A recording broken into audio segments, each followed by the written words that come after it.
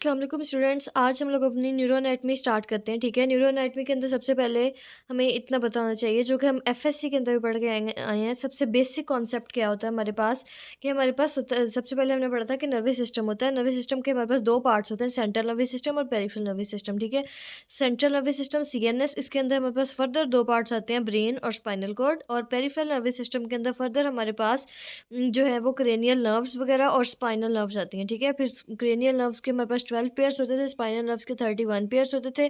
ठीक है, further 31 pairs के अगर हम एक्सप्लेनेशन देखें तो उसमें सर्वाइकल, थोरेसिक, लंबर, सैक्रल और कोक्विक्स, ये हमारे पास सेगमेंट्स होते थे। ठीक है, सर्वाइकल के 8 पेयर्स होते थे, थोरेसिक के 12 होते थे, लंबर के 5 पेयर्स, सैक्रल के भी 5 पेयर्स होते थे हमारे पास, और कोक्विक्स के हमारे पास 1 पेयर होता था। ठीक है, तो एफएससी के लेवल पे भी इतनी बात का हमें पता था। ठीक है, अब हम लोगों ने आगे पढ़ना है अपने ब्रेन का स्ट्रक्चर। ठीक है, ज़ाहिर सी बात है अगर ब्रेन का स्ट्रक्चर हमें नहीं आएगा तो हम आगे न्यूरो एनाटॉमी किस तरह से कंटिन्यू करेंगे। ठीक है, तो हम लोग पढ़ते हैं ब्रेन का स्ट्रक्चर। ब्रेन के स्ट्रक्चर में एक हमारे पास होता है सैजिटल सेक्शन और एक कोरोनल सेक्शन, दो तरह का स्ट्रक्चर मतलब हम पढ़ेंगे। उसके बाद आपको आइडिया होगा कि न्यूरो एनाटॉमी जो है वो फर्दर आप लोगों की किस तरह से है। ठीक है, अच्छा जी, ये मैं आप लोगों को एक पेज के ऊपर समझाती हूँ ये बात।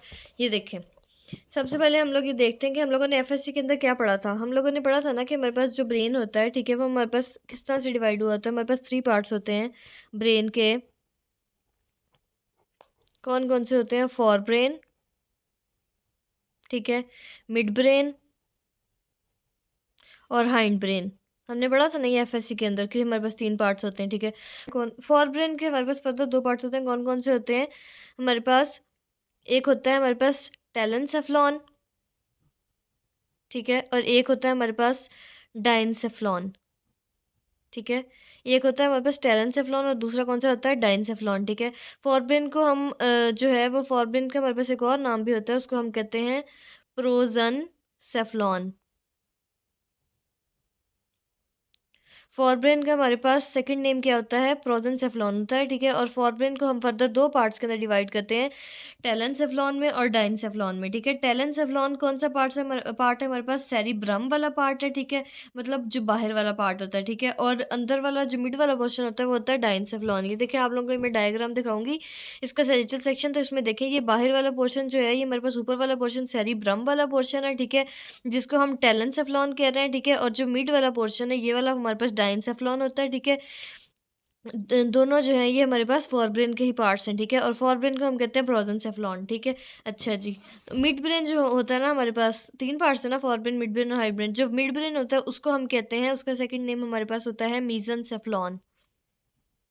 क्या नेम होता है? मीजनसेफ्लॉन। ठीक है, फिर हमारे पास नेक्स्ट आ जाता है हाइंड ब्रेन। हाइंड ब्रेन के हमने 3 पार्ट्स में हमने पढ़ा था, कौन कौन से? पॉन्स, सेरिबेलम और थर्ड पार्ट क्या पढ़ा था? Medulla, medulla oblongata. ठीक है, अब पोन्स और सेरिबेलम ये दोनों मिलके हमारे पास बनाते हैं, क्या बनाते हैं हमारे पास? मेटनसेफ्लॉन। ये दोनों मिलके हमारे पास बनाते हैं मेटनसेफ्लॉन। ठीक है, ये दोनों मिलके हमारे पास बनाते हैं मेटनसेफ्लॉन। और मेडुला को हम जो है वो एक और नेम देते हैं, क्या वो होता है? माइलनसेफ्लॉन।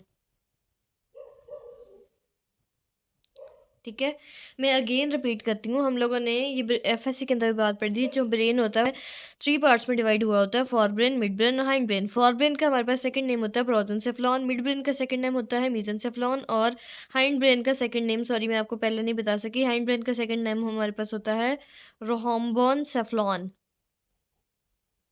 ठीक है, for brain, mid brain, hind brain. For brain का सेकंड नेम होता है हमारे पास प्रोजेनसेफ्लॉन, मिड ब्रेन का सेकंड नेम होता है मीजनसेफ्लॉन और हाइंड ब्रेन को हम कहते हैं रोम्बनसेफ्लॉन। ठीक है, फॉर ब्रेन हमारे पास फर्दर 2 पार्ट्स में डिवाइड हुआ होता है, टेलेनसेफ्लॉन और डाइनसेफ्लॉन में। मिड ब्रेन हमारे आगे फर्दर डिवीजन नहीं होती है इसकी, बस इसका सेकंड नेम याद रखें कि मीजनसेफ्लॉन होता है। और हाइंड ब्रेन हमारे पास जो है वो पॉन्स, सेरिबेलम और मेडुला के अंदर डिवाइड हो रहा था। ठीक है, जिसमें से पॉन्स और सेरिबेलम को हम कहते हैं मेटनसेफ्लॉन और मेडुला ऑब्लंगेटा को हम कहते हैं माइलनसेफ्लॉन। ठीक है, अब आप लोग यहाँ पे इसका ये सैजिटल सेक्शन के अंदर देख लें, यहाँ से आप लोगों को डायग्राम से भी समझ आ जाएगी। ये मैंने ऊपर वाला जो स्ट्रक्चर ड्रॉ किया है, ये हमारे पास क्या है, टेलेंसेफ्लॉन है, और ये मिड वाला डाइंसेफ्लॉन है। इन दोनों को मिला के हम क्या कहते हैं, फॉर ब्रेन, ठीक है। जिसका सेकंड नेम क्या था, प्रोजेंसेफ्लॉन। फिर आगे हमारे पास ये फर्दर मिड ब्रेन कंटिन्यू हो रहा है, ये मीजेंसेफ्लॉन। मिड ब्रेन के फौरन बाद हमारे पास क्या आता है, रोहम्बेनसेफ्लॉन। ये सारा रोहम्बेनसेफ्लॉन है, ठीक है। रोहम्बेनसेफ्लॉन यानी हाइंड ब्रेन, ठीक है। ये पॉन्स सेरिबेलम मेडुला, ये पॉन्स सेरिबेलम को मिला के हम कहते हैं मेटेंसेफ्लॉन, मेडुला को हम कहते हैं माइलेंसेफ्लॉन। उसके बाद हमारे पास फोरब्रेन, मिडब्रेन और हाइंडब्रेन के बाद फर्दर क्या कंटिन्यू हो जाती है, स्पाइनल कोड कंटिन्यू हो जाती है, ठीक है। अच्छा, यहाँ तक तो हमने पढ़ लिया है ब्रेन का सैजिटल सेक्शन। अब हम पढ़ते हैं आगे इसका क्रोनल सेक्शन, ठीक है। सैजिटल सेक्शन के बाद हम कौन सा पढ़ेंगे, क्रोनल सेक्शन। क्रोनल सेक्शन के अंदर अब क्या होता है कि जो हमारा ब्रेन होता है ना, उसके अंदर वेंट्रिकल्स प्रेजेंट होती हैं, ठीक है। अब वेंट्रिकल्स का लेक्चर में जो है वो उसके लिए एक सेपरेट लेक्चर बनाऊंगी, तो उसके अंदर आप जाके देखेंगे कि वेंट्रिकल, ठीक है। तो वेंट्रिकल्स हम लोग अगर देखें तो सबसे पहले हमारे पास अब ये ऊपर वाला जो पोर्शन था, क्रोनल सेक्शन अगर हम देखें तो ये ऊपर वाला जो पोर्शन है, ये हमारे पास कौन सा पोर्शन है, टेलेंसेफ्लॉन वाला पोर्शन है। टेलेंसेफ्लॉन के अंदर हमारे पास होती है लैटरल वेंट्रिकल, ठीक है। फिर उसके बाद हमारे पास नीचे अगर हम आए डाइनसेफ्लॉन के अंदर, तो हमारे पास ये नीचे वाला पोर्शन डाइनसेफ्लॉन है, अंदर वाला मतलब मिड वाला पोर्शन, ठीक है। तो यहाँ पे होती है थर्ड वेंट्रिकल, ठीक है। फिर थर्ड वेंट्रिकल से नीचे आते हैं हम ये सेरिब्रल इक्विडक्ट के थ्रू, जिसको हम इक्विडक्ट ऑफ सेल्वियस भी कहते हैं या सेरिब्रल इक्विडक्ट भी कहते हैं, ठीक है।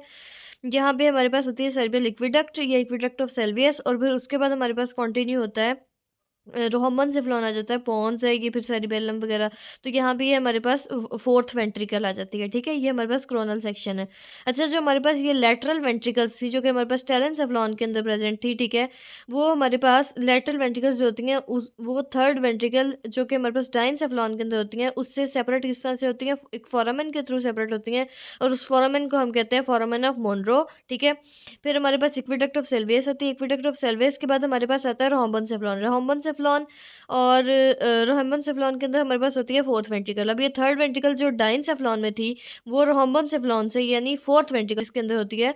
थर्ड वेंट्रिकल फोर्थ वेंट्रिकल से किस तरह से कनेक्ट है, थ्रू इक्विडक्ट ऑफ सेल्वियस, ठीक है।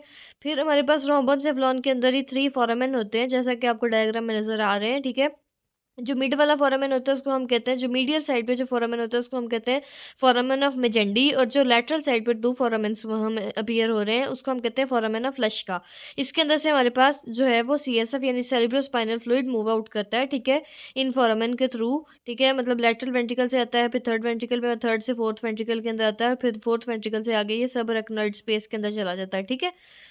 ये हम लोगों ने कोरोनल सेक्शन भी ब्रेन का डिस्कस कर लिया, ठीक है। अच्छा जी, अब उसके बाद हम इसके कुछ क्लिनिकल पॉइंट्स को डिस्कस कर। क्लिनिकल पॉइंट्स अगर हम देखें तो यहाँ पे जो है वो उन्होंने बताया हुआ है, कंजेनिटल इक्विडक्टल स्टेनोसिस क्या होती है, हमारे पास कंडीशन इन विच इक्विडक्ट ऑफ सेल्वियस और सेरिब्रल इक्विडक्ट बिकम्स नैरो। अभी हम लोगों ने पीछे यहाँ पे इक्विडक्ट ऑफ सेल्वियस यहाँ पे हम पढ़ के आए हैं, अगर ये नैरो हो जाए, मतलब अगर ये तंग हो जाए, नैरो हो जाए, ठीक है, तो इसको हम कहते हैं कंजेनिटल इक्विडक्टल स्टेनोसिस, ठीक है। और इसके अंदर होता क्या है, हमारे पास जो थर्ड वेंट्रिकल होती है ना, वो इनलार्ज हो जाती है, ठीक है।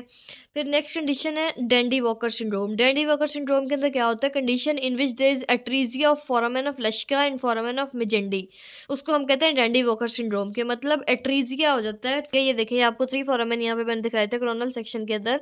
तो अगर इन फोरामेन्स का एट्रीजिया हो जाए, ठीक, इसको हम क्या कहते हैं, हमारे पास क्या हो गया, डेंडी वॉकर सिंड्रोम, ठीक है। इसके अंदर क्या होता है कि फोर्थ वेंट्रिकल जो होती है उसकी इनलार्जमेंट हो जाती है हमारे पास, ठीक है। इसके अंदर क्या होता है, हमारे पास जो हमारे पास फोर्थ वेंट्रिकल होता है ना, उसकी इनलार्जमेंट हो जाती है, ठीक है। अच्छा जी, नेक्स्ट जो है